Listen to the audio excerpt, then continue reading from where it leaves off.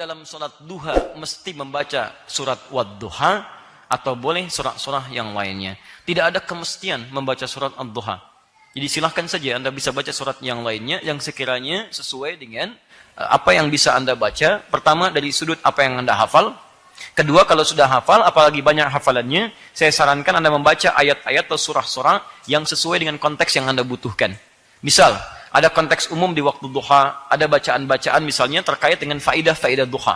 Apa di antara faidah duha kita bisa ambil di hadis riwayat Muslim nomor hadis 724 sampai 729. Duha itu pengganti seluruh tasbih dari tubuh kita. Jadi ketika kita bangun dari tidur, seharusnya seluruh sendi tubuh kita bertasbih kepada Allah Subhanahu wa taala. Maka itu bisa diganti dengan salat duha 2 rakaat. Maka dengan salat duha 2 rakaat itu mengganti kemudian nilai tasbih yang ada pada seluruh anggota tubuh kita. Maka antum bisa cari salat-salat misalnya surat-surah dalam Al-Qur'an ketika salat yang terkait dengan tasbih. Misal, yang agak panjang sedikit sabbihisma rabbikal a'la.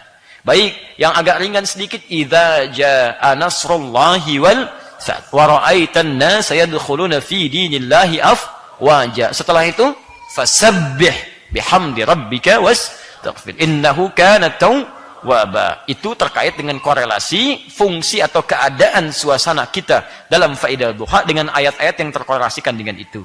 Misal, ada 4 rakaat salat duha dengan izin Allah Subhanahu wa taala bisa mempermudah datangnya rizki. Ketika Anda khusyuk dalam salatnya, ikhtiarnya benar dan permohonannya bagus. Di antaranya Anda bisa cari surah-surah dalam Al-Qur'an yang menjamin kelancaran bagi Allah untuk memberikan rizki kepada kita. Misal, ada ayat-ayat tentang rizki Quran surah 51 ayat ke-22. Ada Allah turunkan ke bumi di Quran surah kedua ayat 29. Ada cara mencarinya di Quran surah kedua ayat 168. Ada mempercepat carinya dengan iman sehingga datang dari Allah dengan cepat Quran surah kedua ayat 172. Ada lebih cepat lagi dibuka rizki di langit dan di bumi Quran surah 7 ayat 96. Ada lagi dibuka dari kesulitan rizkinya datang dari sisi yang tidak kita duga Quran surah 65 ayat akhir ayat kedua sampai dengan awal ayat ketiga sampai awal ayat keempat. Ada semuanya. Ya, tinggal antum cari, keluarkan ayat-ayatnya sesuai dengan kebutuhan kita. Jelas? Ada misalnya salat duha yang ketika ditunaikan itu bisa membebaskan kita dari musibah-musibah umum yang mungkin kita alami. Musibah umum, bukan musibah yang harus menimpa kita secara khusus. Misal, di luar macet, orang lain macet, antum tiba-tiba bisa diarahkan. Pak, jangan lewat sini, Pak. Sini nggak bagus jalannya, antum ke sini aja. Bisa terjadi. Ada misalnya pekerjaan bahaya untuk antum. Ya, Pak, jangan ikut yang proyek ini, Pak. Kenapa? Pokoknya Bapak nggak usah deh, nggak cocok buat Bapak. Bilangnya nggak cocok, padahal mungkin di sana ada yang bisa menjauhkan antum dari Allah Subhanahu wa taala. Kalau bukan Allah yang berkehendak, mustahil antum begitu. Antum masuk ke rumah makan, tiba-tiba di tempat makan itu masih samar-samar misalnya, nggak ada label halalnya. Taunya masuk aja makan mie, Masya Allah. Begitu sudah selesai makan, antum tanya, Pak, enak sekali. Oh iya, kan pakai minyak babi, misalnya. Antum sudah nggak bisa mengelak. Tapi ada orang-orang tertentu ketika datang, Pak, maaf, ini nggak cocok buat Bapak. Kenapa? Nggak usah ditanya, Pak. Ah, kenapa? Nggak usah ditanya. Kenapa? Tidak. Itu akan diarahkan. Di sini ada B-nya, Pak. Nggak cocok buat Bapak. Siapa yang memberikan petunjuk pada lisan orang ini untuk bisa mengarahkan antum pada sisi yang lain? Nah, sholat duha, salah satunya bisa meningkatkan kualitas kedekatan antum dengan Allah supaya tidak dijaga dari perbuatan yang buruk. Antum bisa jaga kepada Allah. Minta lewat surat-surat tertentu.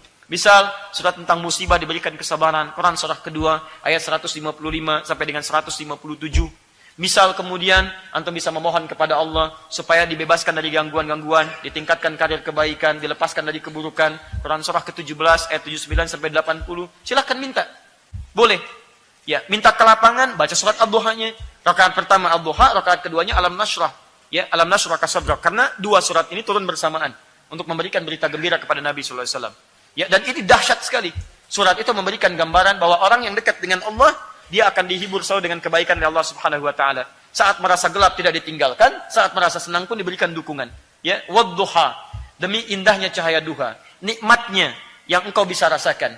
Demi kalau kita balikan ke dalam kata kiasan, dalam bentuk terjemahan balaghah, kita katakan wadduha, demi kehidupan kamu yang hadir dengan kenikmatan, seperti kamu nikmat mendapatkan cahaya duha. Walaili idza saja, ataupun saat kamu merasakan duka yang luar biasa sampai kamu membuat gelap mata seperti kamu mendapatkan kegelapan di waktu malam. Ma wadda'aka rabbuka wa ma qala, yakinkan pada dirimu dalam suasana nikmat ataupun kamu gelap, saya tidak akan pernah meninggalkanmu, kata Allah. Jelas ya? Jadi kalau antum bacakan kalimat-kalimat itu, mohonkan kepada Allah, pahami artinya, rasakan dahsyat maknanya, maka ketika antum mohonkan dengan bahasa yang kuat, disitulah kalimat Allah diberikan kemudian jawaban-jawaban terbaiknya. Paham sampai sini? Taib. Witir setelah tahajud, boleh. Boleh. Ya, dan itu dianjurkan setelah selesai tahajud, antum witir. Dalilnya banyak di sini. Misal hadis riwayat Muslim nomor hadis 749 dari Ibnu Umar radhiyallahu taala anhuma.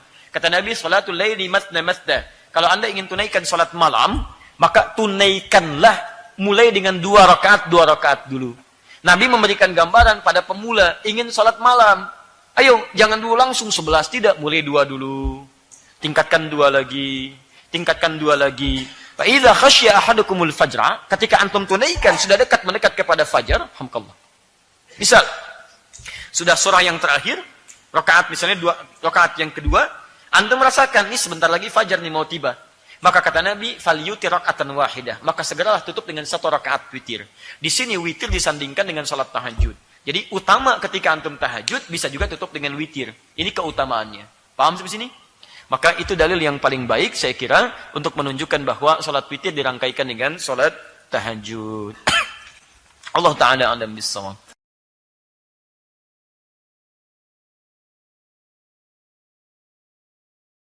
Kata Nabi, salatul laili masna masna. Kalau Anda ingin tunaikan salat malam, maka tunaikanlah mulai dengan 2 rakaat dulu. Nabi memberikan gambaran pada pemula ingin salat malam. Ayo, jangan dulu langsung 11, tidak, mulai 2 dulu. Tingkatkan 2 lagi, tingkatkan 2 lagi. Fa idza khasya ahadukumul fajra, ketika antum tunaikan sudah mendekat kepada fajar, hamdallah.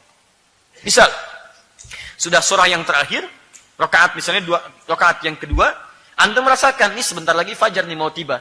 Maka kata Nabi, falyutir raka'atan wahidah. Maka segeralah tutup dengan 1 rakaat witir. Di sini witir disandingkan dengan salat tahajud. Jadi utama ketika antum tahajud, bisa juga tutup dengan witir. Ini keutamaannya. Paham sampai sini? Maka itu dalil yang paling baik, saya kira, untuk menunjukkan bahwa salat witir dirangkaikan dengan salat tahajud.